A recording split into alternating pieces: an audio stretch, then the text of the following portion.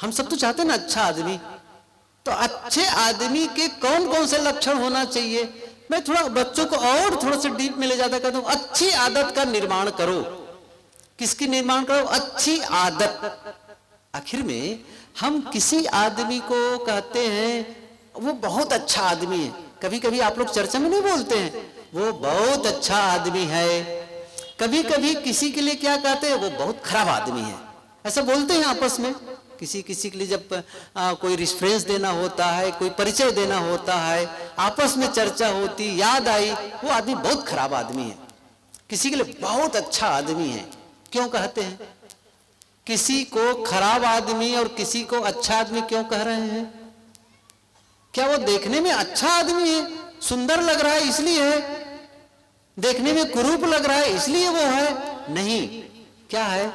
जिसका स्वभाव अच्छा होता है उसे हम अच्छा आदमी कहते हैं, और जिसका स्वभाव खराब होता है उसे हम खराब आदमी कहते हैं। आदत, स्वभाव, बस ये ठीक करो। तो अच्छी आदतें कौन कौन सी हैं लिख लो एक बार, खास करके बच्चों से लिए कहना होता है, स्टूडेंट के लिए लिख लो ये अच्छी आदतें हैं। आप खुद लिखो, एक अच्छी आदतें हेडिंग डाल लो, अच्छा जीवन हेडिंग डाल लो, सुंदर जीवन हेडिंग डाल लो, या अच्छा विद्यार्थी हेडिंग डाल लो, जो भी आपको डालना है, जो बनना चाहते हो हेडिंग डाल लो और उसके बारे में पॉइंट आउट करो। पहला सूत्र मान लो लिखना है आपको, बच्चों से कहा सुबह 8 बजे बिस्तर छोड़ना अच्छी आदत है। लिखोगे? हंसते हैं वो, इसका मतलब समझ गए ना कौन सा सही है? समझ रहे ना? जो सही है लिख लो, फिर जो सही है लिख लो। मोबाइल 3-4 घंटे, कम से कम 4 घंटे मोबाइल देखना अच्छी आदत है। लिख पाओगे? कहीं नहीं लिखेंगे। अच्छा तो कौन सी वाली है? लिख लो उसको जो अच्छी आदत है। समझ रहे ना? गुटखा खाना अच्छी आदत है, लिख लो। अरे नहीं नहीं, गुटखा खाना कैसे? अच्छा कौन सी अच्छी आदत है? लिख लो जो अच्छी आदत है। कितना सरल है कि नहीं ये? देखो हम लोग कभी भी बैठ करके जीवन का विश्लेषण करते ही नहीं, सच बताऊं तो।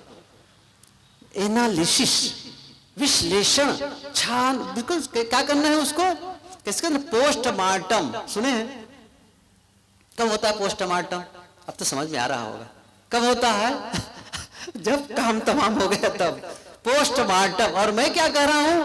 पोस्टमार्टम तो बात की बात है, हमें क्या करना है? प्रीमार्टम। एक नया शब्द होगा आप लोगों के लिए, याद रख लेना। क्या कहा? पोस्ट माने बाद और प्री माने पहले। पोस्टमार्टम अर्थात जब कोई मुर्दा है जो किसी एक्सीडेंटल केस में मरा है, कुछ हुआ है मुर्दा, तो उस पर चीर फाड़ करते हैं। यहां पर प्रीमार्टम का मतलब है जीवन में कुछ गलत परिणाम आने की संभावना। फिर से कह रहा हूं, जीवन में कुछ अशुभ होने की संभावना पर काम करना कि वह ना आए, अर्थात आने वाली समस्याओं को पहले ही हम देखें। इसके लिए एक बड़ा बढ़िया, अच्छा ये बात आज मैं नहीं कह रहा हूं, हजारों साल पहले योग दर्शन का एक सूत्र है। योग दर्शन का एक सूत्र है। कौन सा सूत्र है? उसमें आया है हेयम दुखम अनागतम, छोटा सा सूत्र। ऐसे योग दर्शन में छोटे छोटे सूत्र हैं।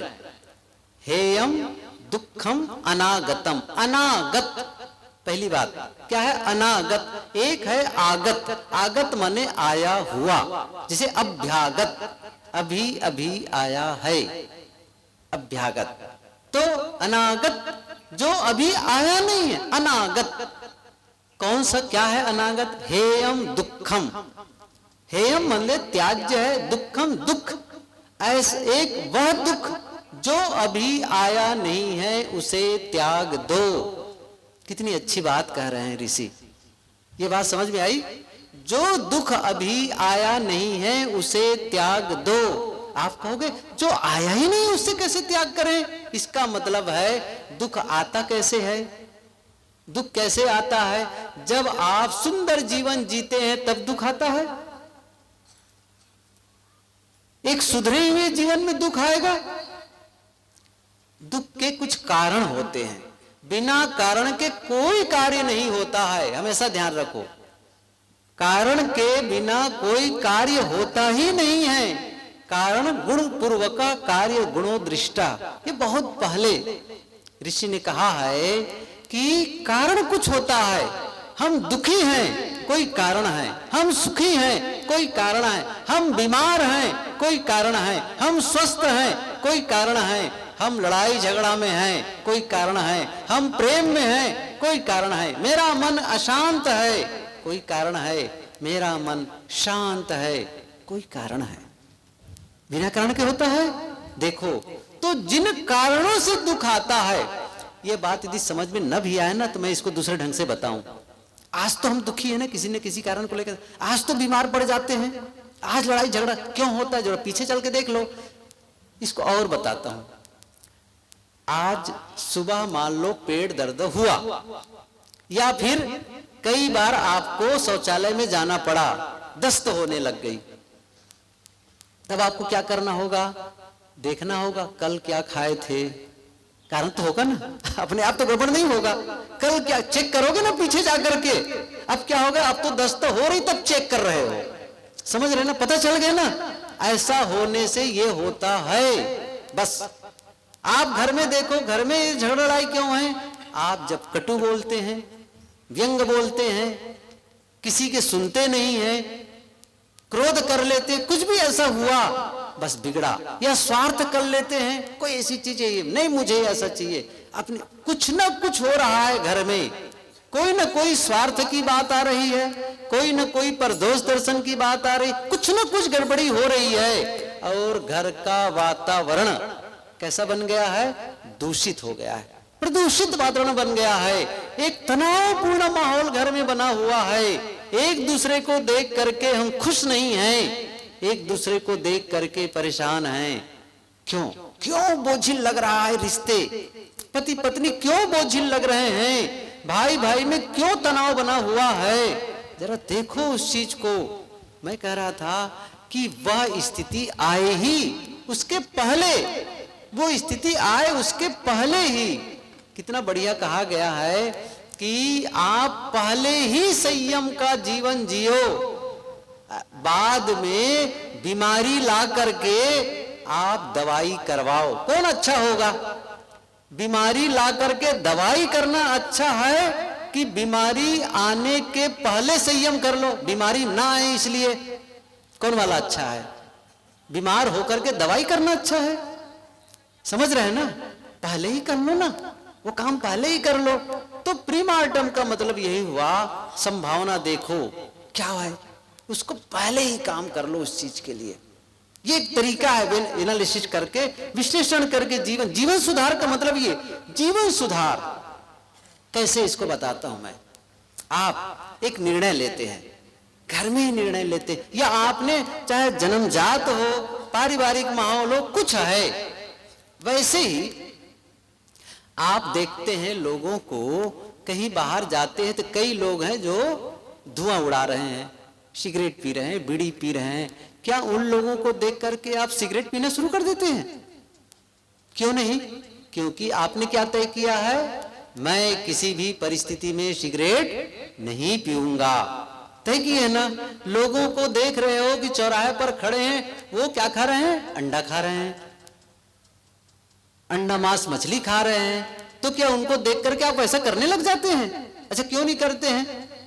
क्यों नहीं करते हैं? क्योंकि आपने तय किया है मुझे यह गलत चीज खाना नहीं है, तय किया है। बस ऐसे ही तय करना है। क्या तय करना है? दूसरा कोई गाली गुप्ता दे रहा हो, कटुकुठार बोल रहा हो, तो मुझे भी क्या करना है? मुझे भी कटुकुठार बोलना है, तय किए हैं। समझ रहे मैं क्या कहना चाहता हूं? जब आपने तय किया गलत नहीं खाऊंगा, गलत नहीं खाते हैं। आपने तय किया गलत नहीं पीऊंगा, गलत नहीं पीते हैं। ऐसे ही क्या अपने जीवन के संबंध में तय किया है? दूसरा बोल रहा है कटु, आप भी कटु बोल दिए। क्यों? तय ही नहीं किए हैं। यदि घर वाले कटु बोलते हैं, चाहे वो बड़े हों छोटे हों, घर वाले गलती करते हैं, तो क्या मैं भी गलती करूं? तय कर लो पहले से। क्या तय कर लो? भले घर वाले गलती करे, मैं गलत नहीं करूंगा। तय किए हैं? नहीं किए हैं? तय कर लो, काम शुरू कर दो वहां पर अकेले बैठ करके। कोई गाली दे, मुझे गाली नहीं देनी। क्यों? मैं सत्संगी, मैं सभ्य और शालीन, मेरे मुंह से गाली निकले, इतना शिष्ट में वो नहीं जानता, इसलिए उनके मुंह से गाली निकल गई। तो क्या गाली को उत्तर गाली से देना चाहिए?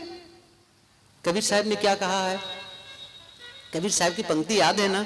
उन्होंने कहा है, आवत गारी एक है, उल्टत होय अनेक, कहीं कबीर ना उलटिए वही एक की एक। गाली आती है तो कितनी आती है? एक।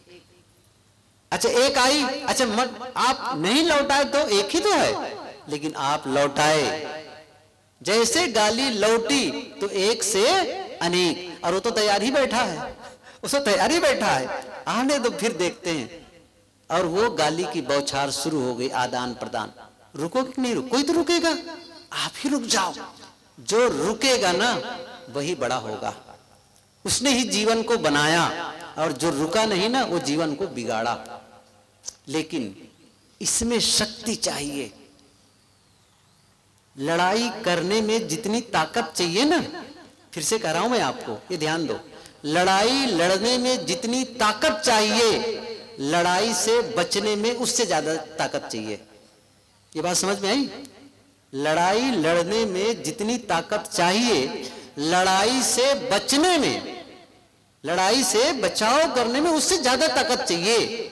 अर्थात गाली का उत्तर गाली देने में सरलता है, गाली का उत्तर शांत रहने में मेहनत है, परिश्रम है।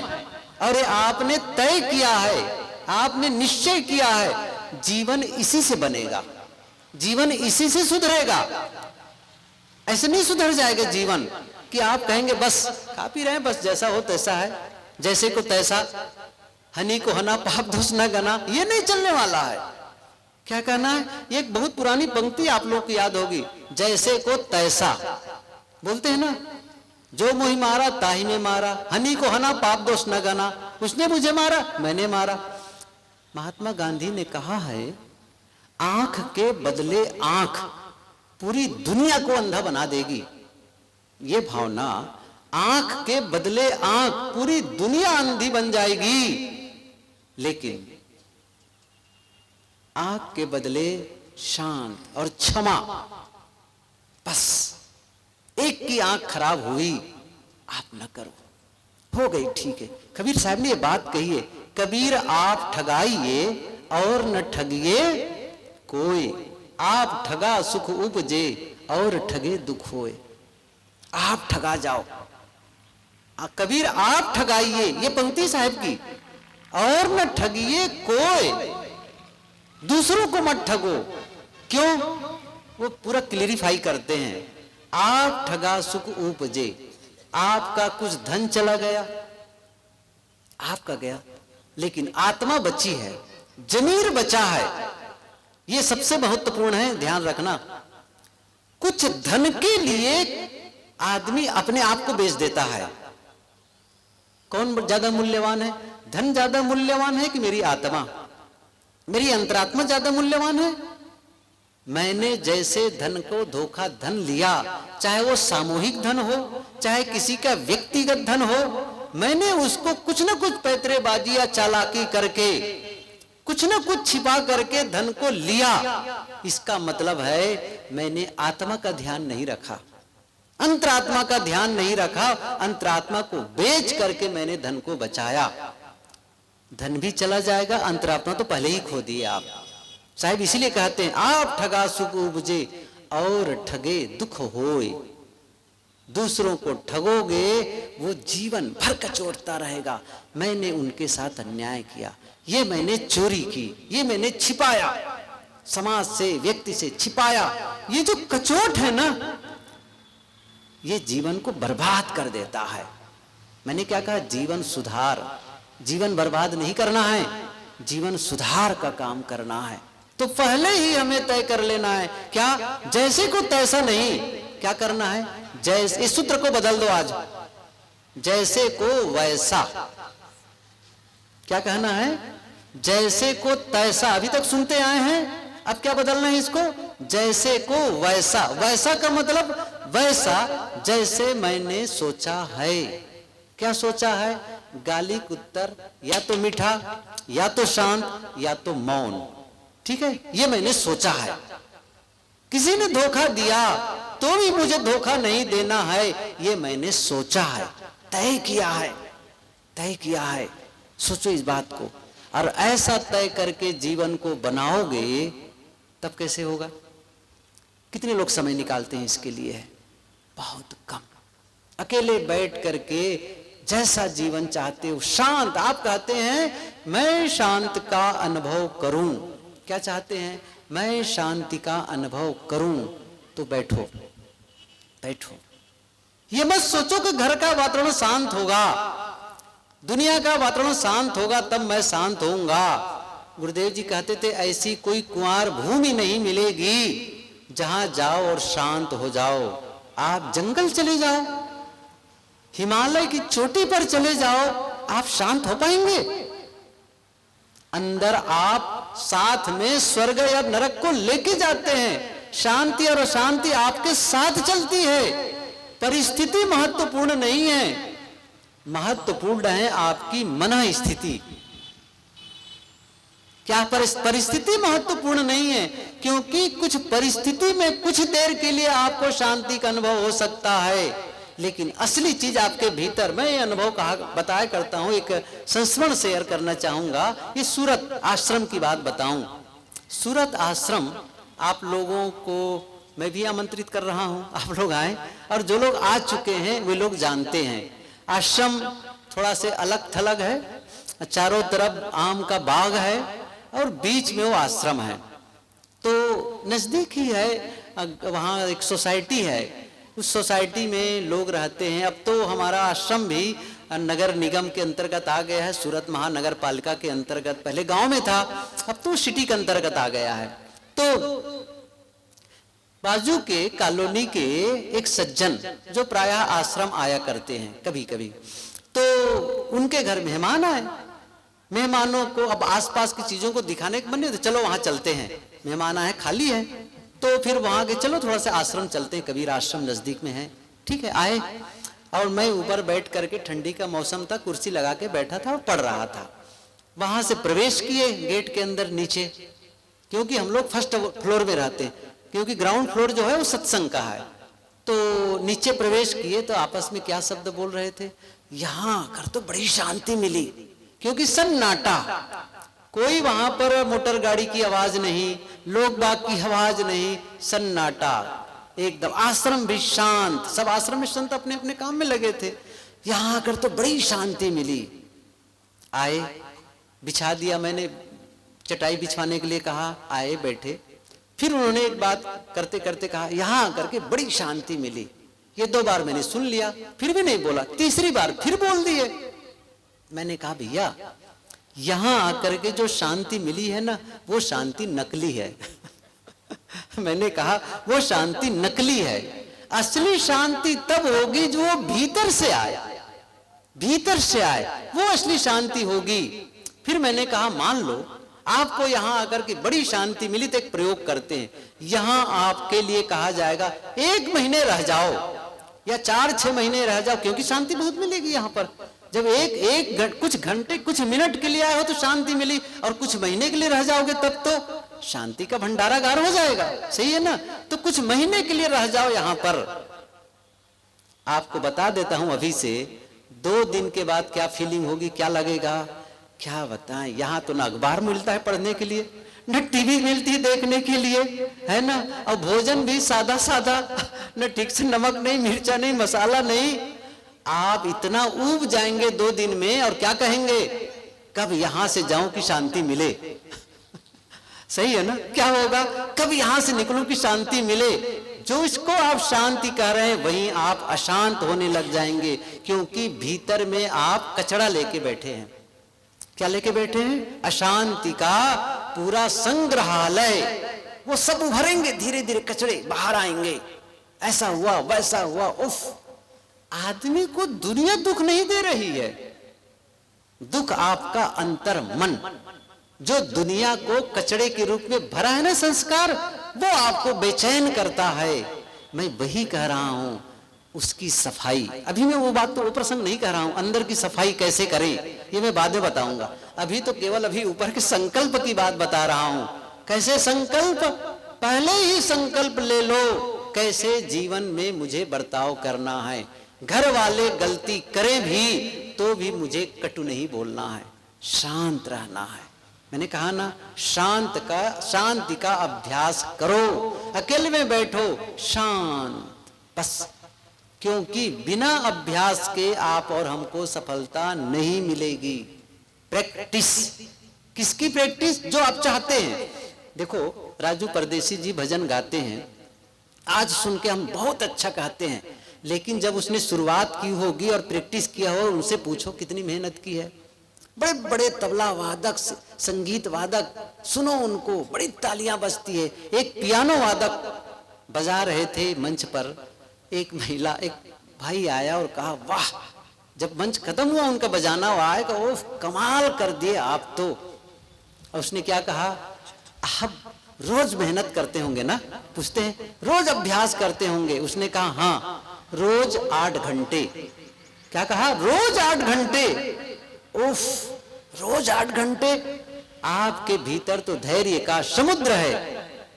उसने क्या कहा, बहादुर रवेश की जो पियानो वादक, उसने क्या कहा, भैया धैर्य का समुद्र तो सबके पास है, मैं उपयोग करता हूं। समझ रहे हैं ना? मैं उपयोग करता हूं। ऐसा नहीं है कि हम संगीत नहीं सीख सकते हैं, लेकिन हमने समय नहीं दिया। ऐसे नहीं कि हम खिलाड़ी नहीं बन सकते थे, हमने समय नहीं दिया खेल के लिए। ऐसा नहीं कि हम कोई दूसरी भाषा नहीं सीख सकते थे, समय दिए। नई भाषा सीखने का समय दिए, संगीत सीखने का समय दिए, नहीं दिए। ऐसा नहीं कि हम हलवाई नहीं बन सकते, मिठाई नहीं बना सकते हैं, क्या हमने समय दिया? ऐसा नहीं है कि हम शांत नहीं हो सकते हैं, क्या समय दिए? ऐसे नहीं होता है कि कोई आपको आशीर्वाद दे दे, कोई कृपा कर दे, ऐसा नहीं होता है। कभी ऐसा नहीं है कि माला फेर लो और जीवन सुधर जाए, गंगा में जाके नहा लो और जीवन सुधर जाए। धोखे में मत रहो, बस बैठ करके जीवन को संवारने, तराशने और सुधारना पड़ता है, तब जीवन बनता है। हमने क्या मिला? जीवन तो मिल गया, जीवन मिला नहीं है, जन्म हुआ है, अर्थात एक अवसर मिला है हमको। किसका अवसर मिला है? जीवन को आनंदमय बनाने का, सत्य के अनुभव का अवसर मिला हुआ है। इस अवसर में हम जीवन को बर्बाद करने में लगे हुए हैं, जीवन को विध्वंस करने में लगे हुए हैं, तो फिर शांति का अनुभव नहीं हो सकता है, सुख का अनुभव नहीं हो सकता है। इसलिए एक छोटा सा निवेदन है चलते चलते, क्या जीवन को, क्या कहा, फिर से कह रहा हूं, ध्यान दो, जीवन को बर्बाद होने से बचाओ। बस जीवन को बर्बाद होने से बचाओ। और बर्बाद कब हो गया? जिस दिन आप अशांत हो गए, जिस दिन आप बेचैन हो गए, जिस दिन आपको लगा मेरा जीवन खराब हो गया, जिस दिन आपको लगे मैं क्या बताऊं, और लगता है लोगों को मैं मर जाऊं वो अच्छा है, मेरा जीना अच्छा नहीं है, इसका मतलब आपने जीवन को बर्बाद किया है। लेकिन मैं एक अच्छी बात बताना चाहता हूं, इसके बावजूद आप जीवन को संवार और सुधार सकते हैं। चाहे जितनी बड़ी गलती आपसे हो गई हो, जीवन में नई शुरुआत कर सकते हैं, जीवन को नया बना सकते हैं।